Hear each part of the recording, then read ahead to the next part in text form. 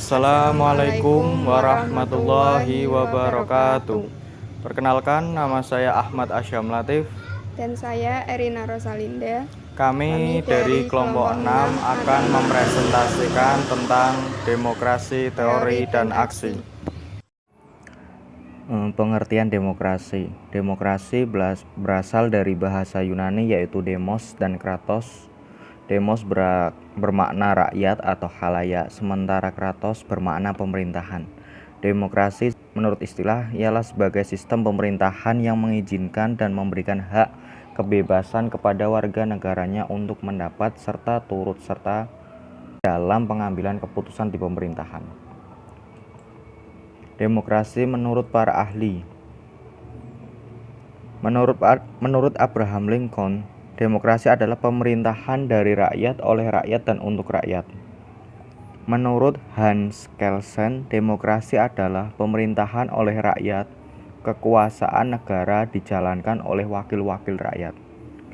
Menurut Joseph Schumpeter, demokrasi merupakan suatu perencanaan institusional untuk mencapai keputusan politik di mana individu-individu memperoleh kekuasaan untuk memutuskan cara perjuangan kompetitif atas suara rakyat.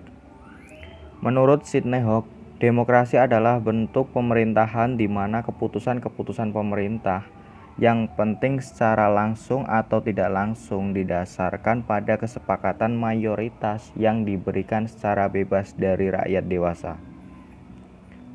Menurut Harry B. Mayo, demokrasi sebagai sistem politik merupakan suatu sistem yang menunjukkan bahwa kebijakan umum ditentukan atas dasar mayoritas oleh wakil-wakil yang diawasi secara efektif oleh rakyat dalam pemilihan-pemilihan berkala yang didasarkan atas prinsip kesamaan politik dan diselenggarakan dalam suasana terjaminnya kebebasan politik.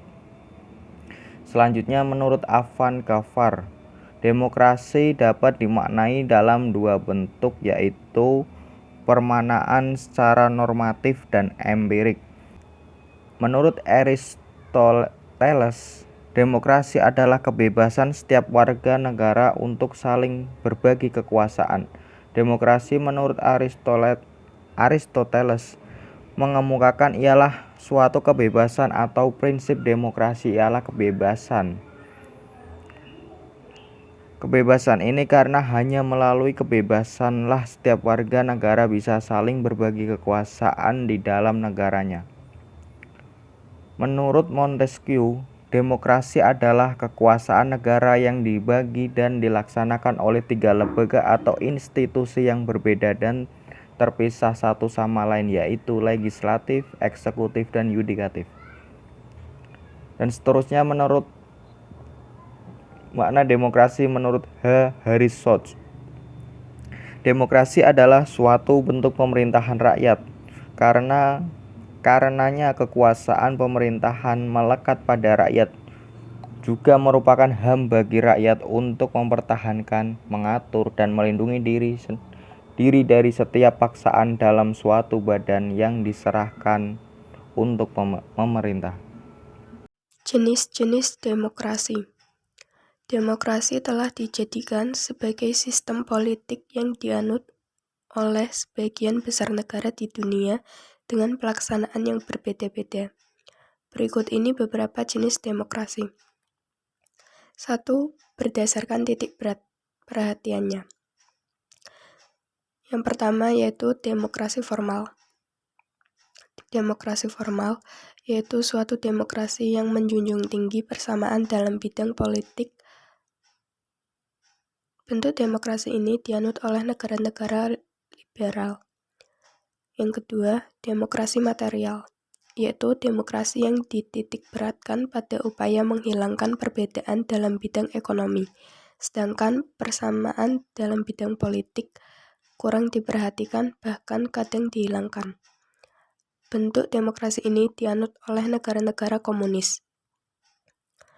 Yang ketiga, demokrasi gabungan, yaitu bentuk demokrasi yang mengambil kebaikan serta membuang keburukan dari bentuk demokrasi material dan demokrasi formal. bentuk demokrasi ini dianut oleh negara-negara non-blok. 2. Berdasarkan ideologi. Demokrasi konstitusional atau demokrasi liberal, yaitu demokrasi yang didasarkan pada kebebasan atau individualisme. Lalu, demokrasi rakyat atau demokrasi proletar, yaitu demokrasi yang didasarkan pada paham Marxisme, komunisme. 3. Berdasarkan proses penyaluran kehendak rakyat. Demokrasi langsung, yaitu paham demokrasi yang mengikutsertakan setiap warga negaranya dalam permusyawaratan untuk menentukan kebijaksanaan umum negara. Demokrasi tidak langsung, yaitu paham demokrasi yang dilaksanakan melalui sistem perwakilan. Prinsip-prinsip demokrasi. Adapun prinsip-prinsip demokrasi antara lain: yang pertama, menyelesaikan perselisihan dengan damai dan secara melembaga. Yang kedua, menjamin terselenggaranya perubahan secara damai dalam suatu masyarakat yang sedang berubah. Yang ketiga, menyelenggarakan pergantian pimpinan secara teratur. Yang keempat, membatasi pemakaian kekerasan sampai minimum. Yang kelima, mengakui serta menganggap wajar adanya keanekaragaman. Dan yang terakhir, menjamin tegaknya keadilan. Asas pokok demokrasi. Ada 2 asas pokok demokrasi. Yang pertama, pengakuan partisipasi rakyat dalam pemerintahan. Dalam negara demokrasi, setiap warga negara memiliki hak untuk turut adil dalam proses pemerintahan. Selain itu, rakyat juga memiliki hak untuk mengawasi jalannya sistem pemerintahan. Partisipasi rakyat ini digunakan pada berbagai bidang seperti politik, ekonomi, pendidikan, sosial, dan budaya. 2. Pengakuan hakikat serta martabat manusia.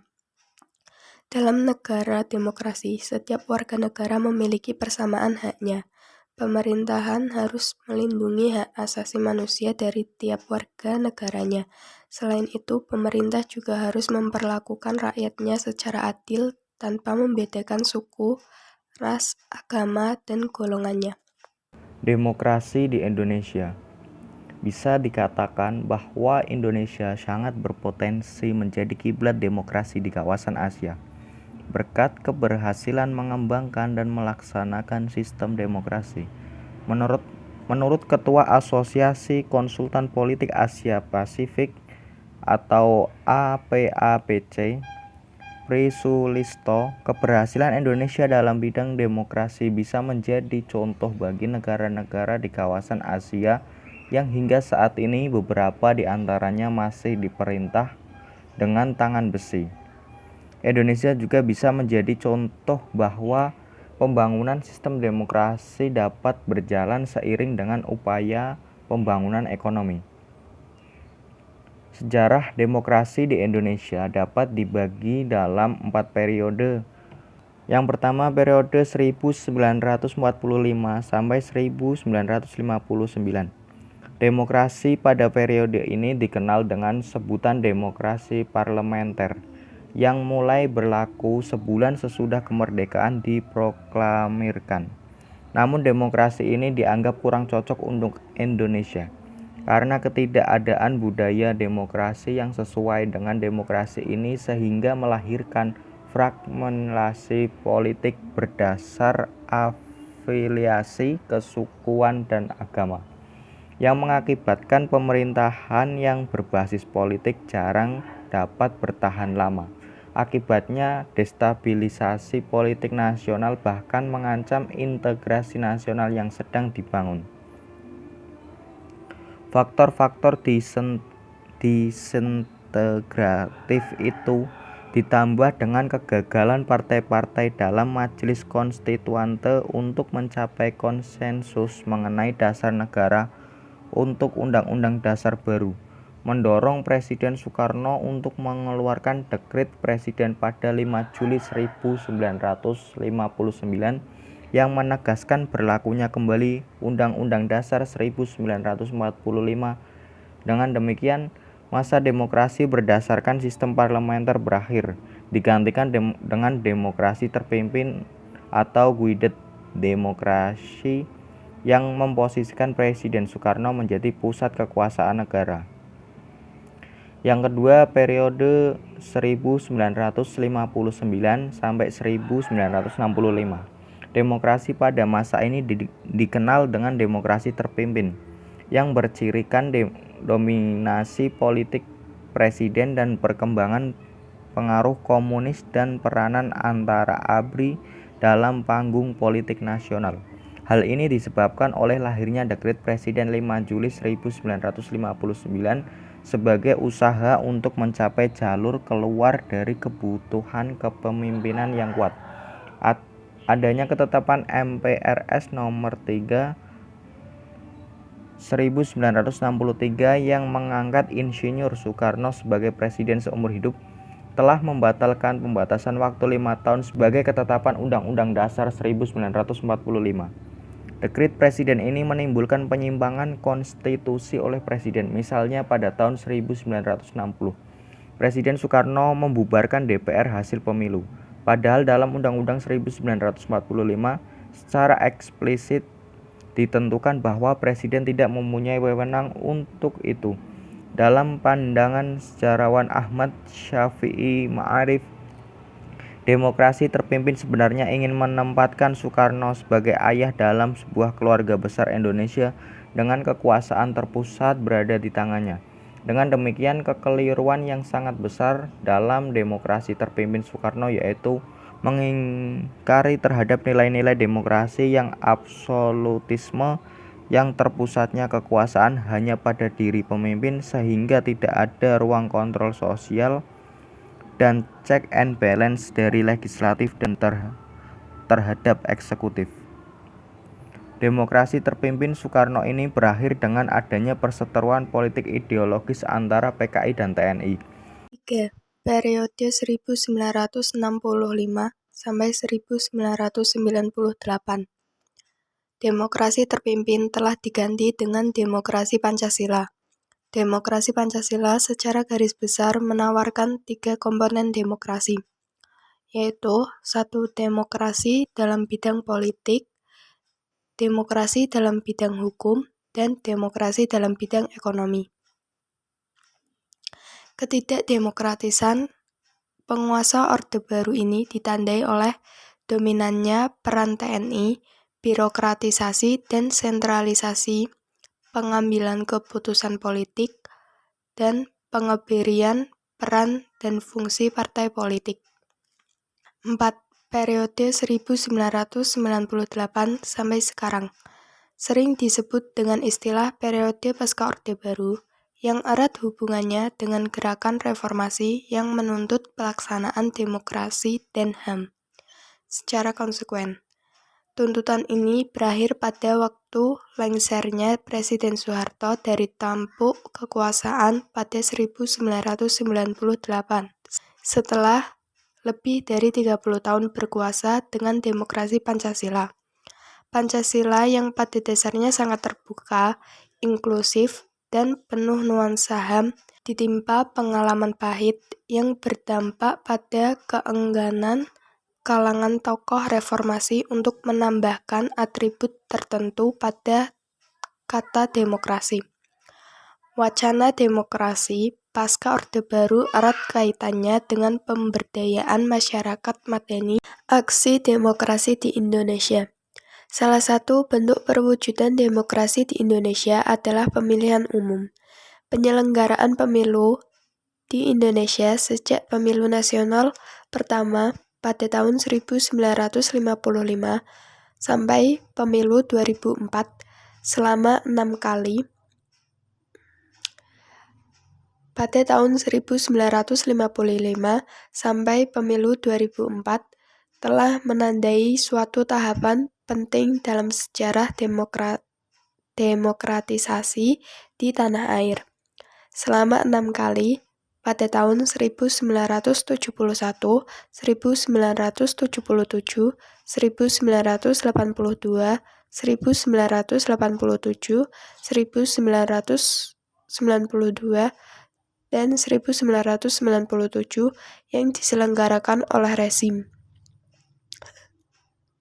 Soeharto. Peluang untuk memberdayakan rakyat terbelenggu untuk perangkat perundang-undangan. Pemilu 1999 yang diselenggarakan berdasarkan UU Nomor 3 Tahun 1999 telah menandai babak baru perubahan dalam mesin pemilu di Indonesia yang berbeda dengan pemilu masa Orde Baru. Pemilu 1999 telah menggeser dominasi pemerintah sebagai aparatur negara ke dalam bentuk pemerataan partisipasi politik dan rakyat di penyelenggaraan pemilu. Seorang ilmuwan politik terkenal yang secara mendalam mengkaji demokrasi, Robert A. Dahl, mengemukakan bahwa dalam budaya demokrasi terdapat 3 prinsip utama, yaitu kompetisi, partisipasi, dan kebebasan. Pelaksanaan demokrasi Pancasila pada era reformasi ini telah banyak memberikan ruang gerak kepada partai politik maupun lembaga negara, yaitu DPR, untuk mengawasi pemerintahan secara kritis dan dibenarkan untuk berunjuk rasa, berposisi maupun optimalisasi hak-hak DPR seperti hak bertanya, interpelasi, inisiatif, dan amandemen. Kesimpulan, demokrasi di Indonesia bisa dikatakan bahwa Indonesia sangat berpotensi menjadi kiblat demokrasi di kawasan Asia, berkat keberhasilan mengembangkan dan melaksanakan sistem demokrasi. Menurut Ketua Asosiasi Konsultan Politik Asia Pasifik, APAPC, Pri Sulisto, keberhasilan Indonesia dalam bidang demokrasi bisa menjadi contoh bagi negara-negara di kawasan Asia yang hingga saat ini beberapa di antaranya masih diperintah dengan tangan besi. Indonesia juga bisa menjadi contoh bahwa pembangunan sistem demokrasi dapat berjalan seiring dengan upaya pembangunan ekonomi. Sekian dari kelompok kami, kurang lebihnya mohon maaf. Wassalamualaikum warahmatullahi wabarakatuh.